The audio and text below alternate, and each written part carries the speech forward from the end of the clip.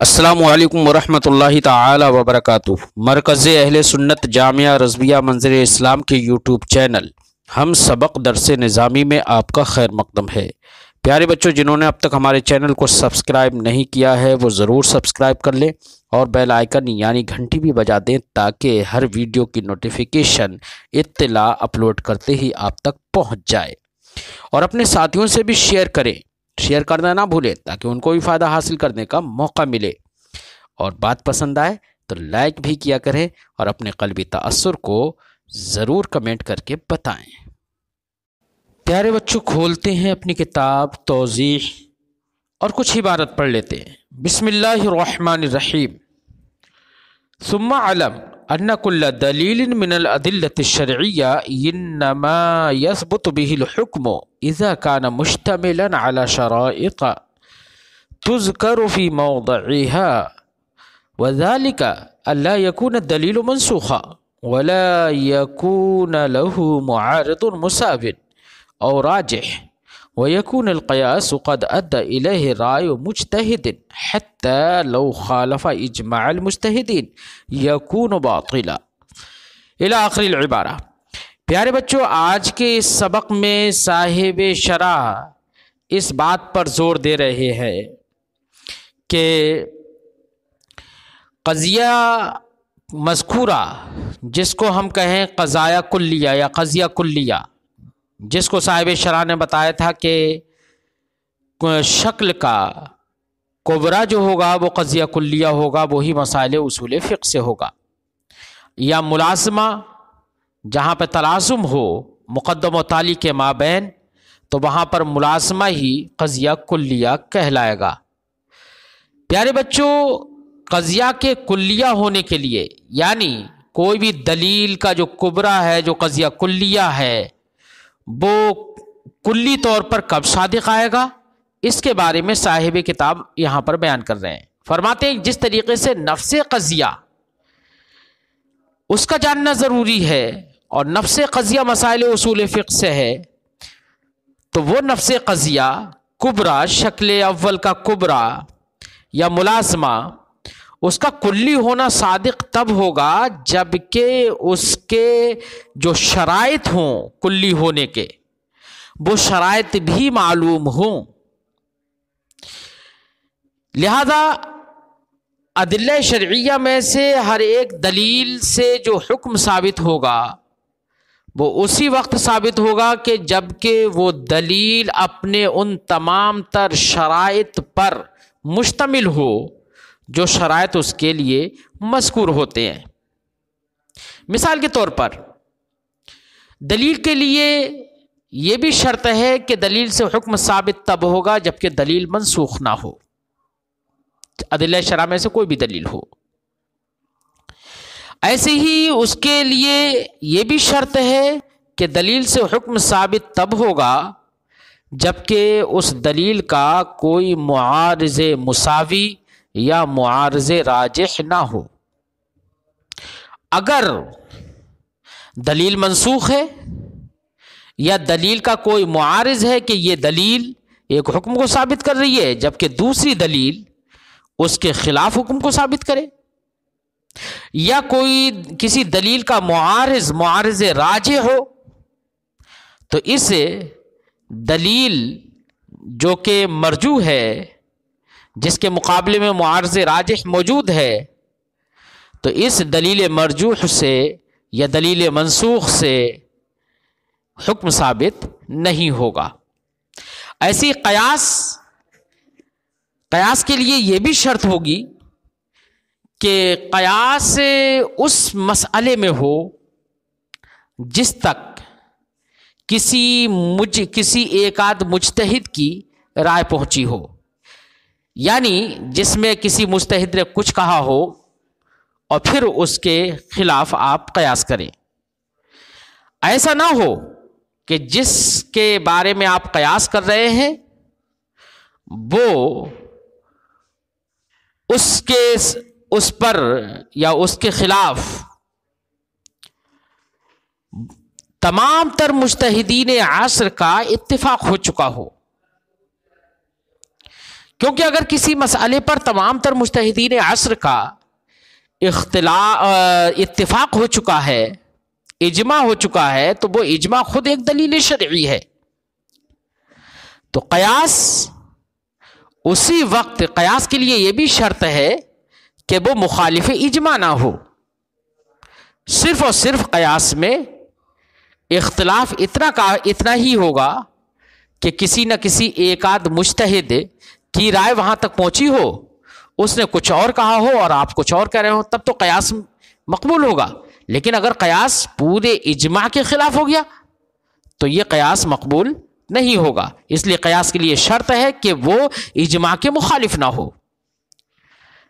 تو یہ شرائط جو دلیل سے حکم کے ثبوت کے لیے ہیں کہ حکم ثابت تبھی ہوگا جبکہ یہ شرائط موجود ہوں۔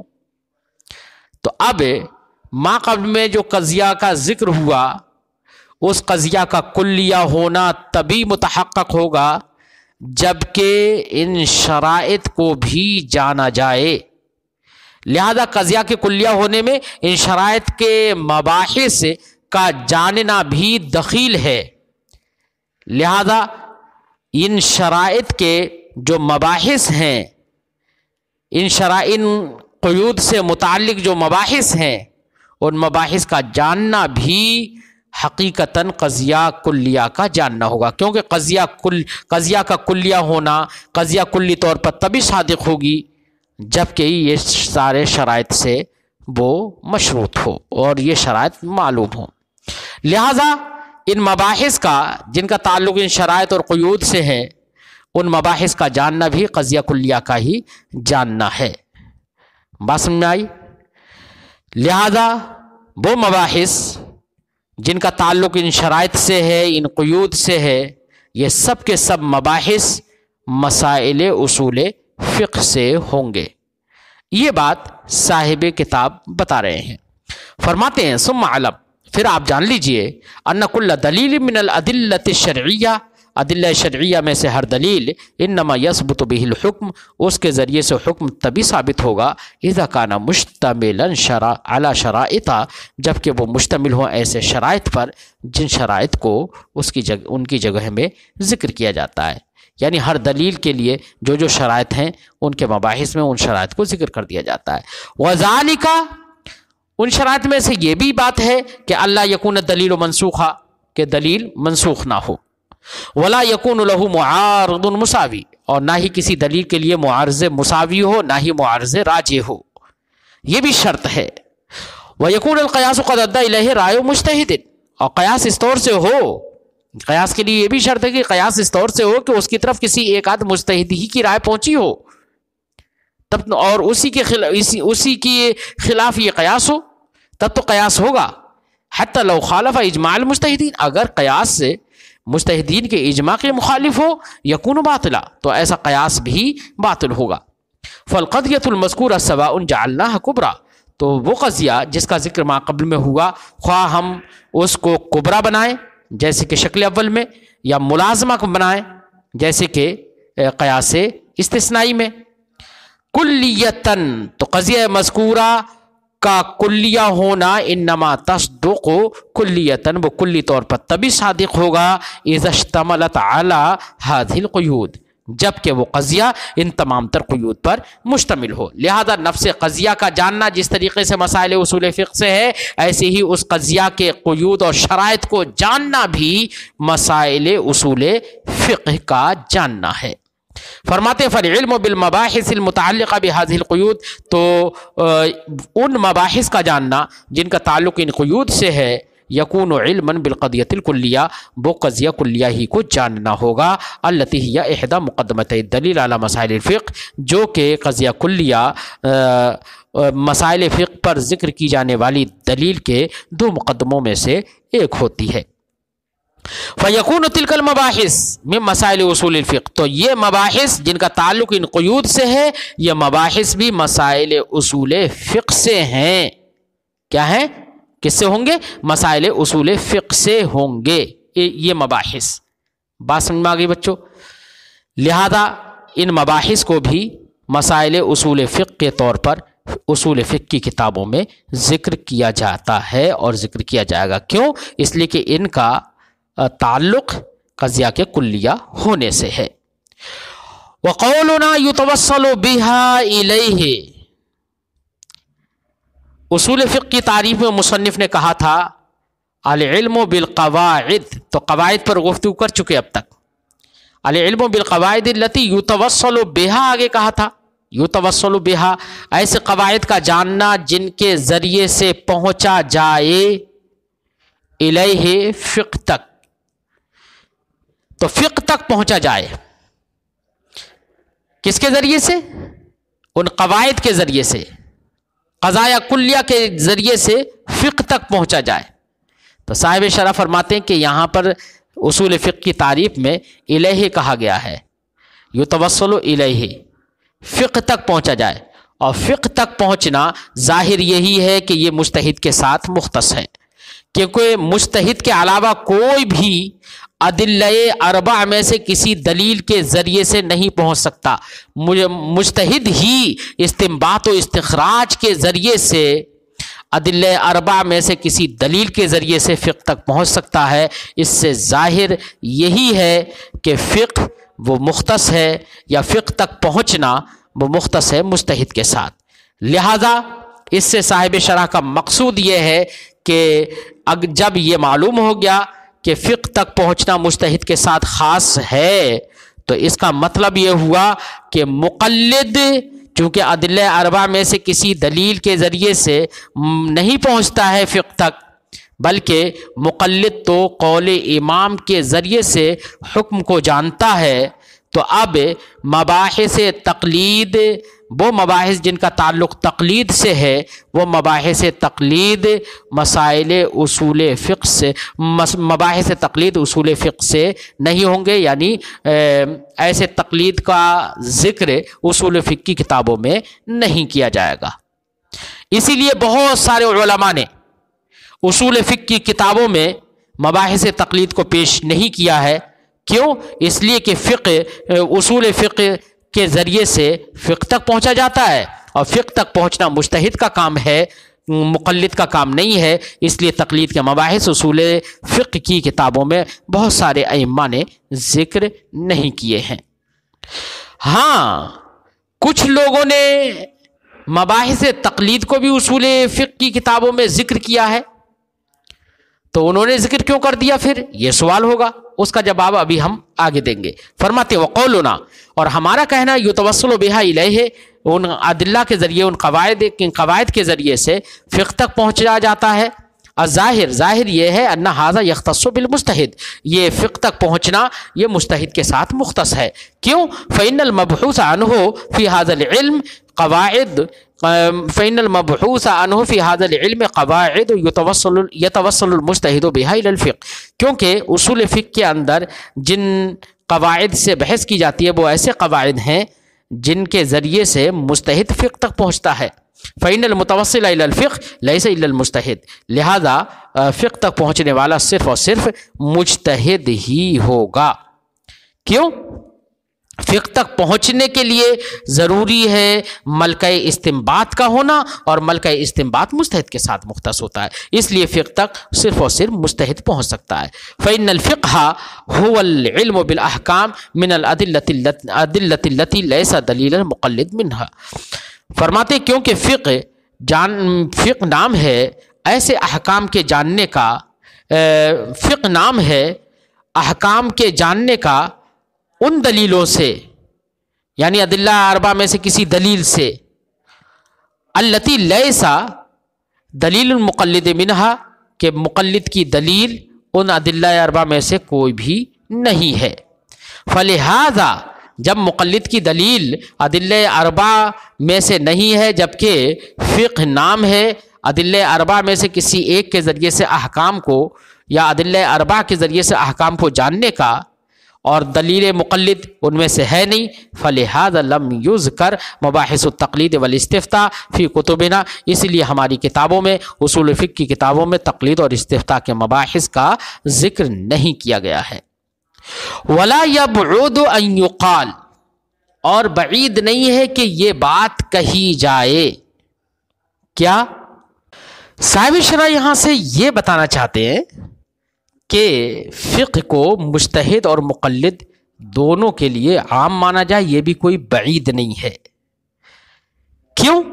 اس لیے کہ فقہ تک مجتہد تو پہنچتا ہے ادلہ اربعہ کے ذریعے سے، اور مقلد پہنچتا ہے فقہ تک دلیل امام کے ذریعے سے، قول امام کے ذریعے سے۔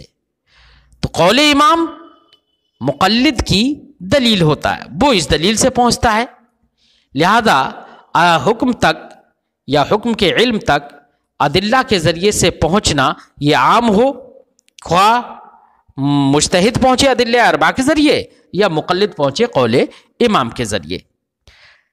فرماتے ہیں صاحب شرح کہ یہ بھی کوئی بعید نہیں ہے کہ یہ کہہ دیا جائے کہ یعنی فقہ کو مقلد اور مجتہد دونوں کے لیے عام مانا جائے۔ لہذا اسی وجہ سے بہت سارے علماء نے اصول فقہ کی کتابوں میں مباحث تقلید اور مباحث استفتاء کو بیان کر دیا ہے، لیکن ایک بات یاد رہے بچوں، صاحب شرح کا یہ کہنا یہ بعید عن ظاہر ہے۔ یہ وہ بات کہہ رہے ہیں یعنی مقلد کو بھی فقہ میں داخل مان رہے ہیں، یہ وہ بات ہے جس کی طرف کوئی نہیں گیا ہے۔ اب رہی یہ بات کہ جن علماء نے مباحث تقلید اور مباحث استفتاء کو کتابوں میں ذکر کیا ہے، تو ان علماء نے بھی اس بات کی صراحت کر دی ہے کہ ہم نے ان مباحث کو اس لیے پیش نہیں کیا ہے کہ مقلد بھی فقیہ ہوگا اور فقہ تک مقلد بھی پہنچ جاتا ہے، بلکہ مباحث تقلید و استفتاء کو کتابوں میں ذکر صرف اس لیے کیا ہے کہ وہ اجتہاد کے مقابلے میں ہوتا ہے۔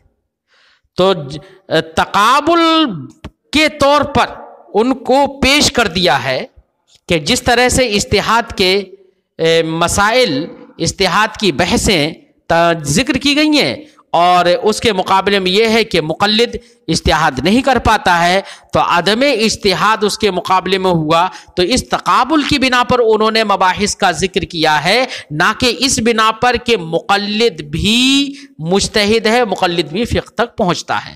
تو صاحب شرح کا یہ کہنا لا یبعد ان یقال سے جو بات کہہ رہے ہیں، یہ بات خلاف ظاہر ہے، جس کی طرف کوئی نہیں گیا ہے، جس کا قول کسی نے نہیں کیا ہے۔ فرماتے ہیں ولا یبعد، کوئی بعید نہیں ہے کہ یہ کہا جائے انہ یعم المجتہد والمقلد کے فقہ کا جاننا یہ مجتہد اور مقلد دونوں کو عام ہے۔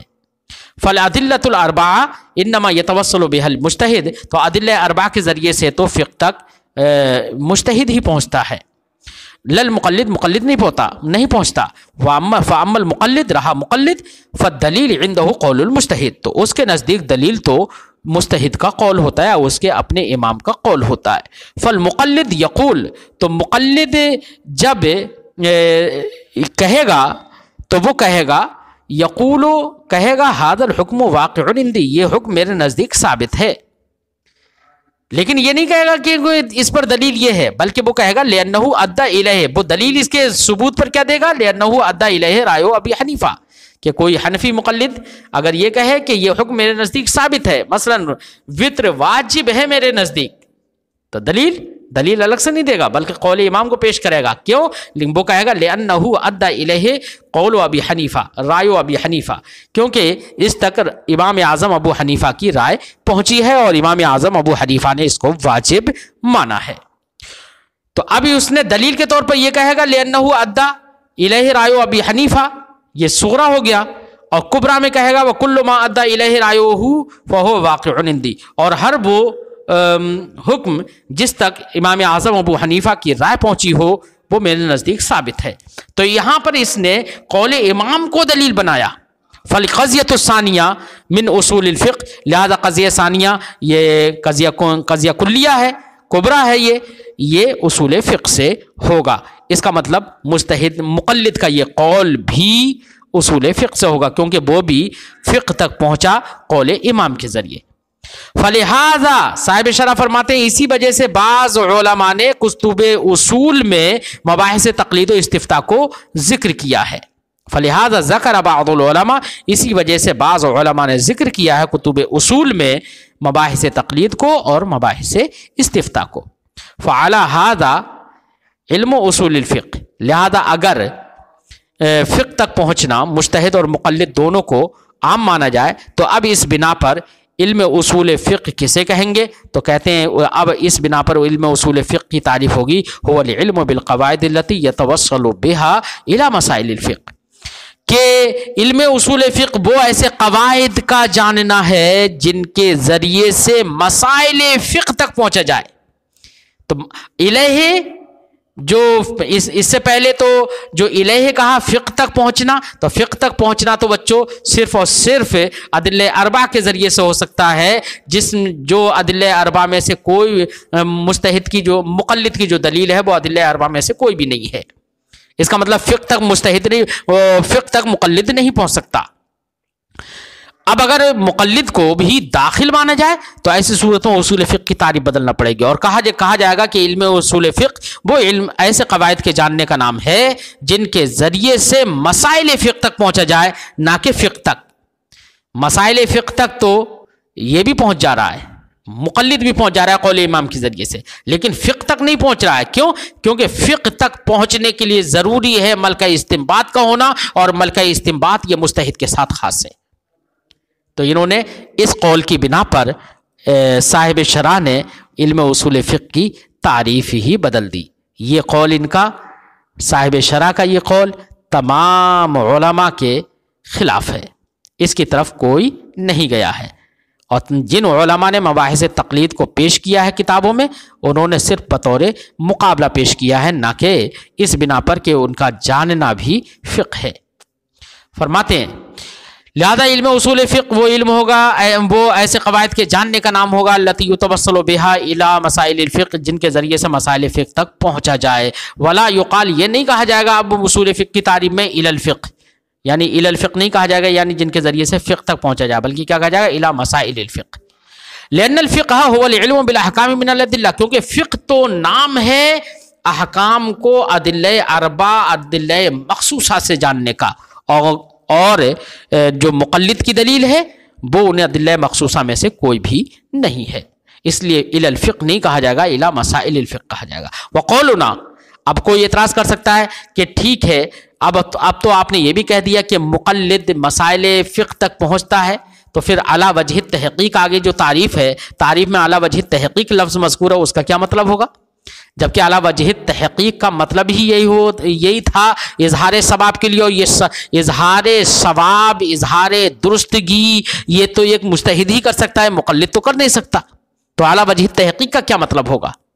تو اس کی بھی تعبیل بیان کر رہے ہیں، فرماتے ہیں کہ اس کی تعبیل یہ ہوگی کہ مجتہد جو پہنچے گا حکم تک وہ تو اعلیٰ وجہ تحقیق پہنچے گا، تو وہاں پر اس کی تحقیق یہ ہے کہ جو حق ہے، جو درست ہے، اس کو وہ ظاہر کرے گا، اور مقلد جو پہنچے گا تو مقلد کے ذریعے، مقلد کی طرف سے تحقیق یہ ہوگی، اس کی طرف سے تحقیق کا مطلب یہ ہے کہ مقلد مجتہد کی جو تقلید کرتا ہے تو وہ مقلد مجتہد کی رائے کی حقیقت کا اعتقاد رکھتا ہے۔ تو حقیقت کا اعتقاد رکھنا، مجتہد کی رائے کی حقیقت کا اعتقاد رکھنا ہی یہ مقلد کی جانب سے تحقیق ہے۔ یعنی قول امام کے ذریعے سے جس حکم تک وہ پہنچ رہا ہے، جو حکم وہ جان رہا ہے، تو اس حکم کے جاننے میں اس کو اس بات کا بھی اعتقاد ہے کہ قول امام جس کے ذریعے سے میں جان رہا ہوں یہ قول امام حق ہے، تو قول امام کی حقیقت کا اعتقاد رکھنا یہ مقلد کی جانب سے تحقیق ہے۔ تو یہ قول حکم شرعی تک جو یہ پہنچا ہے قول امام کے ذریعے سے، تو علی وجہ تحقیق پہنچا ہے۔ علی وجہ تحقیق کا معنی یہاں پر یہ ہوگا کہ قول امام کی حقیقت کا اعتقاد رکھتا ہے۔ فرماتے ہیں وقولنا، اور ہمارا کہنا علی وجہ تحقیق لا ینافی ھذا المعنی، یہ ہمارے جو بیان کردہ معنی جو تھا، جو ابھی ہم نے بیان کیا ہے، اس کے منافی نہیں ہے۔ فإن تحقیق المقلد، کیونکہ مقلد کی تحقیق یہ ہے کہ وہ مجتہد کی تقلید کرے، اور اس طور سے کہ وہ مقلد اس مجتہد کی رائے کی حقیقت کا اعتقاد رکھے، اس طور سے تقلید کرے۔ تو رائے کی حقیقت کا اعتقاد رکھنا یہ اس کی جانب سے تحقیق ہوگی، تو حکم تک پہنچ رہا ہے علی وجہ تحقیق۔ تو صاحب شرح نے جو یہ بات ذکر کی ہے یہ وہ ہے جس کی طرف کوئی دوسرا نہیں گیا ہے۔ اسی کو علامہ سعد الدین تفتازانی نے تلویح میں بھی ذکر کیا ہے کہ یہ جو مصنف نے جو احتمال ذکر کیا ہے یہ ظاہر کے خلاف ہے۔ آج کی گفتگو بچوں ہم یہیں پر ختم کرتے ہیں، پھر آئندہ سبق میں ملتے ہیں۔ السلام علیکم ورحمۃ اللہ تعالی وبرکاتہ۔